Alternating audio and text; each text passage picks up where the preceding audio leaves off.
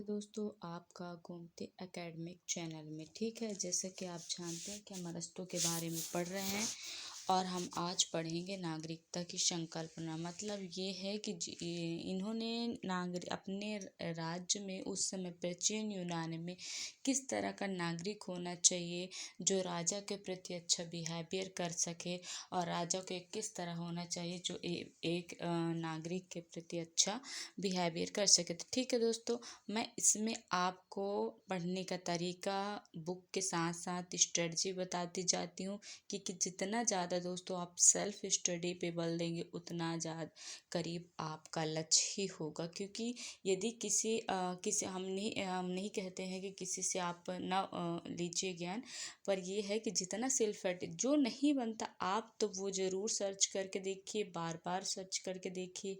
जो नहीं आपको कंफ्यूज ज़्यादा क्वेश्चन कर रहे हैं तो मेरे से पूछिए।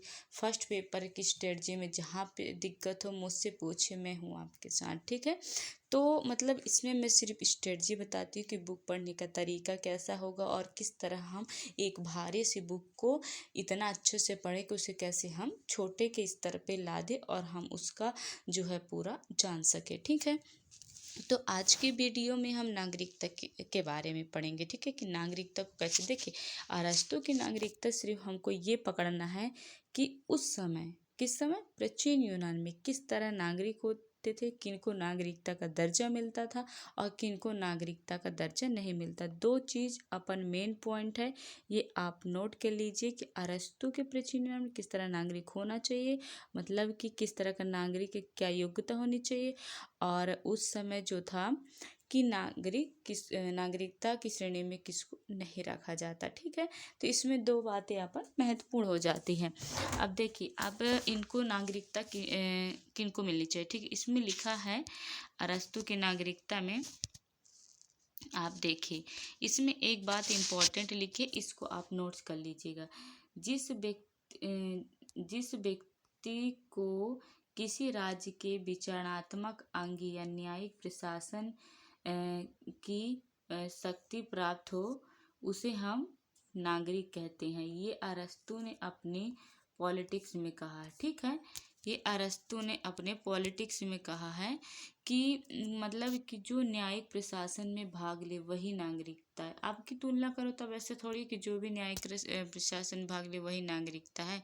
जानते हैं आधुनिक युग की नागरिकता किस प्रकार होनी चाहिए, ये हम बताएंगे आपको अगली वीडियो में। किसी न किसी वीडियो के माध्यम से हम आपको बताएंगे कि मतलब कि अभी का जो नागरिक है वो किस प्रकार होना चाहिए। लेकिन यहाँ पे हम अरस्तू के बारे में बात कर रहे हैं। ठीक है, कि अरस्तू के बारे में जो है नागरिकता किस तरह होनी चाहिए।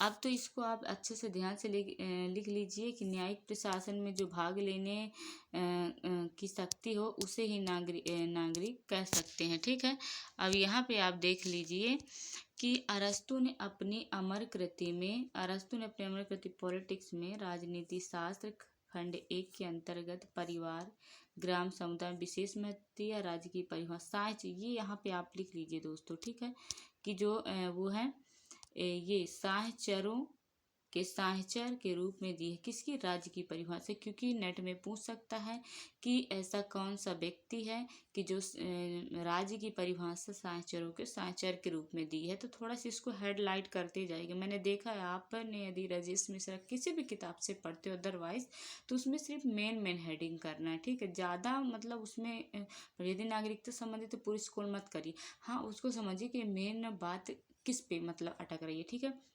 स्वतंत्र लोगों का स्वतंत्र साक्षर होना चाहिए। किसने कहा? अरस्तू ने कहा। ठीक है, अब हम नीचे देखते हैं। देखिए यहाँ पे हमने मतलब ये गौरवमयी क्रांति जरूर पढ़ लीजिएगा। देखिए गौरवमयी क्रांति ये पूछ लेता है हमें कि गौरवमयी क्रांति मतलब कि कब हुई थी। ठीक है, ये देखिए गौरवमयी क्रांति जो हुई थी तो वो 1600 उसमें हुई थी 88 में। ठीक है, युगांतरकारी घटना जिसमें सम्राट द्वितीय 1633 से 1701 को राज सिंहासन से हटकर उसकी जगह उसकी पुत्री तथा मेरी के पति विलियम ऑफ जोन्स को कर दिया गया था। ठीक है, और जिसे पूर्ण सत्तावाद का समर्थक था। मेरी और विलियम ने संसद की सलाह से शासन चलाने की शर्त मान ली और इस तरह किसी रक्तपात के बिना इंग्लैंड में पूर्ण सत्तावादी राजतंत्र की जगह संवैधानिक राजतंत्र स्थापित हो गया। ठीक है, तो इस तरह मतलब गौरवमयी क्रांति को पढ़ लीजिएगा। गौरवमयी क्रांति 1688 में हुई थी।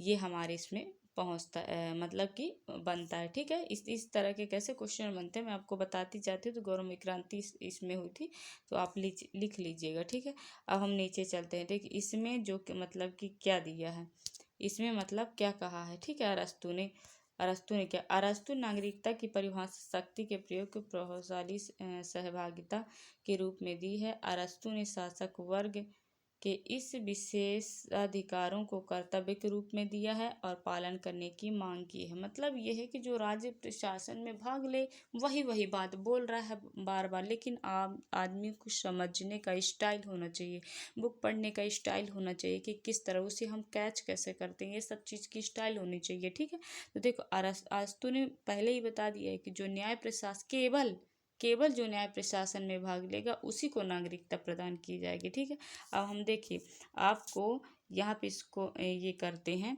और यहाँ पे हम आपको बहुत ही मेन चीज़ बताते हैं कि किसको नागरिकता नहीं प्रदान करनी चाहिए। लेकिन ये बहुत ही इम्पोर्टेंट है, इसको आप हेडलाइट करके रखिएगा कि नागरिकता संबंधी नियम अरस्तु के में किसको नागरिकता की श्रेणी में रखा है, किसको नागरिकता की श्रेणी में नहीं रखा।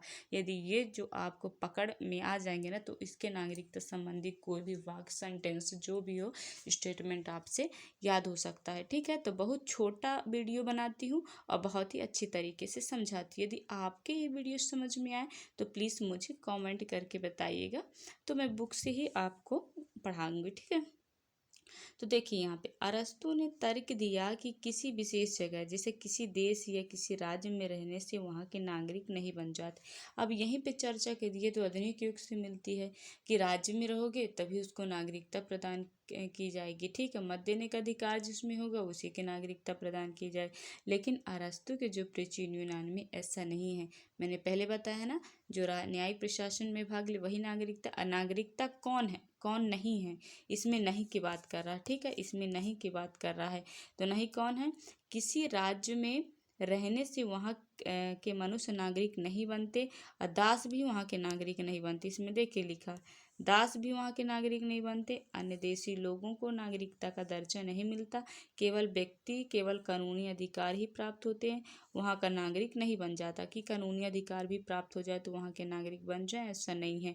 क्योंकि अधिकार किसी व्यापार समझौते की देन होते हैं। इसमें बोला ना कि जो कानूनी अधिकार होते हैं वो किसी मतलब कि व्यापारिक समझौते की देन होते हैं। अब लिखे जन्म के आधार पर भी नागरिकता नहीं माना। इसमें सब चीज़ मतलब कि दास को भी नागरिकता की श्रेणी में नहीं रखा, अन्य देशी लोगों को भी नागरिकता की श्रेणी में नहीं रखा, ना ही ये जन्म से जो पैदा होती उसको भी नागरिकता की श्रेणी में नहीं रखा। क्योंकि इसके साथ यह प्रश्न उठेगा कि माता पिता को किस आधार पर नागरिक बनना चाहिए। ठीक है, अब देखिए थोड़ा सा हम इसको स्क्रॉल करते हैं और देखिए अर्थात न्याय के पद ये तो आखिर नागरिक किस तरह होना चाहिए। ठीक है, यहाँ पे बात करिए तो देखिए यहाँ पे लिखा है ना कि नागरिक की विशेष परिभाषा राजनीतिक अधिकार है। बताइए राजनीतिक अधिकार मतलब दोस्तों कि जो न्यायिक प्रशासन में भाग ले, अर्थात न्याय के प्रशासन में भाग लेने का अधिकार। ये देखो लिखा है। ठीक है, राजनीतिक पद प्राप्त करने का अधिकार। अरस्तु के विचार से राज्य के केवल वही सदस्य नागरिक माने जाएंगे जिन्हें सार्वजनिक मामलों में वोट देने का अधिकार प्राप्त हो और जो निर्धारित शर्तें पूरी करने पर सार्वजनिक पद पर लाभ प्राप्त कर सकते। यहाँ से आप यहाँ तक जो है एक मेन हेडिंग में लिख लेना और सबसे ऊपर जो में लिख लेना कि जो न्यायिक प्रशासन में भाग लेता है प्राचीन यूनान में, खासकर अरस्तु के राज्य में, तो वही नागरिकता कहलाएंगे। ठीक है, अब देखिए अब हम थोड़ा सा इसको ये करते हैं और हम इसको ऐसे करके पढ़ते। ठीक है, इसमें क्या लिखा, दास को नागरिकता की श्रेणी में नहीं रखा, न स्त्रियों को रखा, न अन्य देशी को नागरिकता प्राप्ति के योग्य नहीं माना जाएगा, अतः उन्हें नागरिक मानने का सवाल ही पैदा नहीं होता है। ये मैंने अंडरलाइन करिए, मेन मतलब कि हाईलाइट करके रखा था। कभी कभी नहीं पूछ ही लेता है कि अरस्तु के नागरिकता संबंधी किसमें शामिल नहीं किया है, किसको शामिल किया है, ये सब बातें पूछ लेता है। ठीक है, यदि आपको बात समझ में आया हो तो प्लीज़ मुझे कमेंट करके ज़रूर बताइएगा। ठीक है, ताकि मैं ऐसे ही वीडियो आप तक पहुंचाती रहूं।